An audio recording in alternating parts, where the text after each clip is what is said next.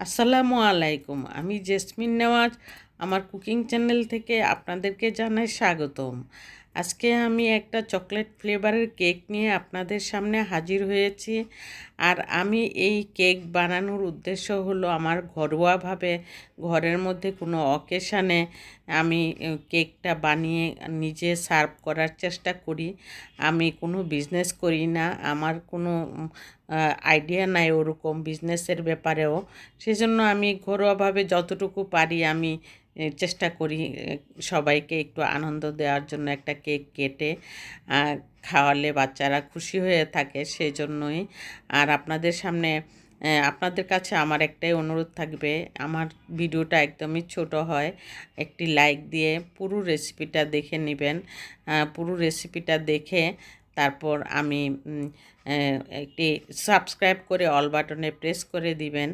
আর এখানে আমি half cup ময়দা নিয়েছি, 3 টেবিল চামচ কোকো পাউডার নিয়েছি, তারপর নিয়েছি 1 চা চামচ বেকিং পাউডার, হাফ চা চামচ বেকিং সোডা, 1 চিমটি লবণ দিয়ে আমি চেলে নিয়েছি 3-4 বার। চেলে নেওয়ার পর আমি এখানে রেখে আলাদা করে এখানে আমি 3টা ডিমের কুসুম আলাদা করে রেখেছি। 3টা ডিম দিয়ে হাফ কাপ ময়দা একদম পারফেক্ট একটা রেশিও। আর সেই জন্যই আমি এখানে 3টা ডিমের সাদা অংশ আর হাফ কাপ চিনি দিয়ে দিলাম। আর 3 বারে আমি চিনিটা দিব, চিনিটা গলানোর আগ পর্যন্ত। তারপরে একটা ভালো একটা সুন্দর মেরাং তৈরি হবে ডিমের কুসুমের। আর এই ডিমের কুসুমের মেরাংটাই কিন্তু ইম্পর্টেন্ট কেক একদম স্মুথ হওয়ার একটা আসল কৌশল এটাই। ডিমের ফোমটা যদি আপনার ঠিক না হয় কেক কখনোই ভালো হবে না। সেই জন্য সাদা অংশের মধ্যে কখনোই ডিমের কুসুম যাতে কোনো অবস্থাতে না থাকে সেই চিন্তা করে আপনারা কেক বানানো ঘরোয়াভাবে যে একটা কেক কিন্তু বাজার থেকে কিনে আনার সময় অনেক সময় থাকে না, টাকা থাকলেও আনার সময় থাকে না। সেজন্য যখন তখন ঘরে বানানোর জন্য এই কেকটা কিন্তু একটা সুন্দর আইটেম। আর সেই জন্য আমি কিন্তু বানিয়ে থাকি এভাবে। আর এই 3টা ডিমের কুসুম যখন ফোমটা ভালো করে হয়ে যায় তখন ডিমের কুসুমটা দিয়ে একদম লো স্পিডে আপনার কুসুমটাকে একটু বিট করে নিতে হবে। তারপর তেল দিয়ে দিতে হবে, হাফ কাপের থেকেও একটু কম তেল দিয়ে দিয়েছি, ভ্যানিলা এসেন্স দিয়ে দিয়েছি।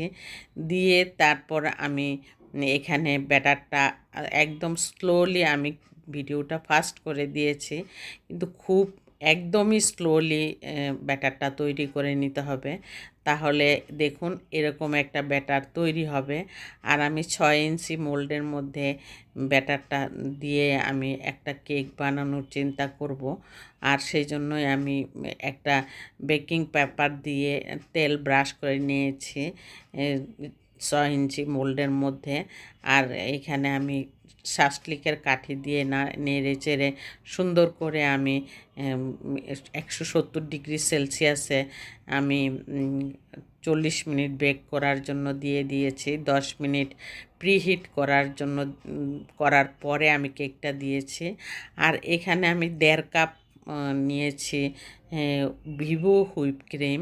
ভিভো হুইপ ক্রিমটা আমি কৌটাতে রাখলে বেশি ভালো লাগে আমার, কারণ কৌটাতে একদম এয়ারটাইট বক্সের মতন থাকে।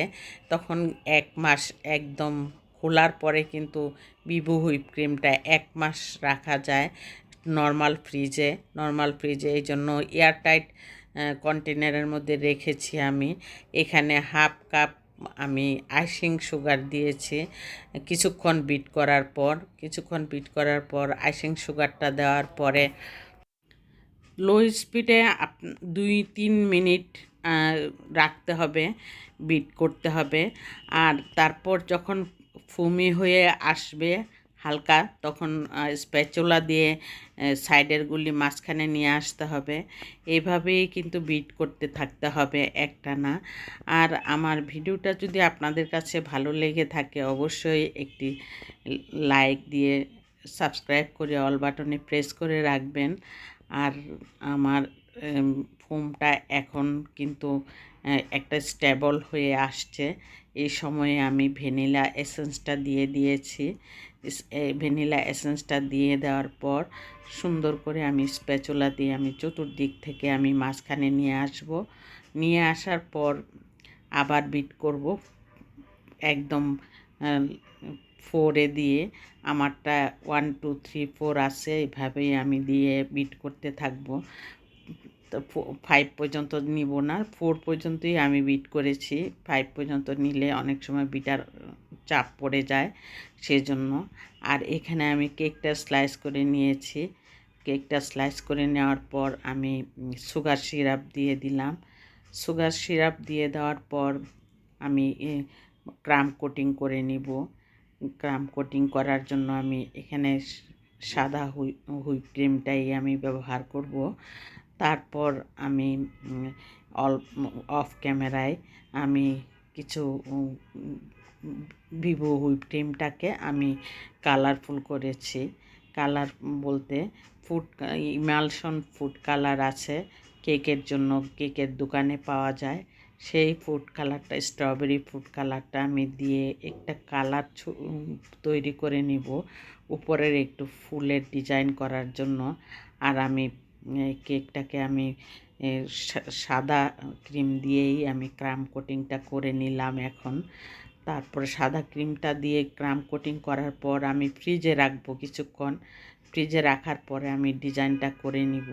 সেটা ভাবলাম যে আপনাদের সামনে ফুল রেসিপিটা আমি তুলে ধরলাম।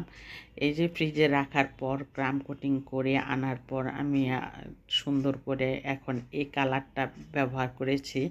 এটা বেবি পিঙ্ক কালার, একটা বাচ্চাদের জন্যই করেছি কেকটা। অবশ্যই বাচ্চাদের জন্য করার কারণে আমি ভাবলাম যে বাচ্চারা কাটলে খুশি হবে, সেজন্যই আমি এই কালারটা দিয়ে আমি বেবি পিঙ্ক কালার দিয়ে আমি উপরের ডিজাইনটা এবং নিচের ডিজাইনটা করে নিচ্ছি। বাচ্চাদের কেক কিন্তু বাচ্চাদের মতো করলে ওরা অনেক খুশি হয়ে যায়। আর সেই জন্যই আমি এই কেকের কালারটা বেছে নিয়েছি। আর এই ক্রাম কোটিংটা করার পর উপরে আবার আরেকটা লেয়ার দিয়ে আমি সুন্দর করে কেকটাকে আমি স্মুথ করে নিয়েছি। তারপরে ডিজাইনটা করে আমি সুন্দর স্টারের দুইটা নজেল, স্টারের দুইটা এডিবল দিয়ে দিয়েছি। এডিবল দেওয়ার পর আমি এখানে দুইটা ফ্লাওয়ারও দিয়েছি। ফ্লাওয়ারটা দেওয়ার পর কেমন লাগছে আপনারা জানাবেন।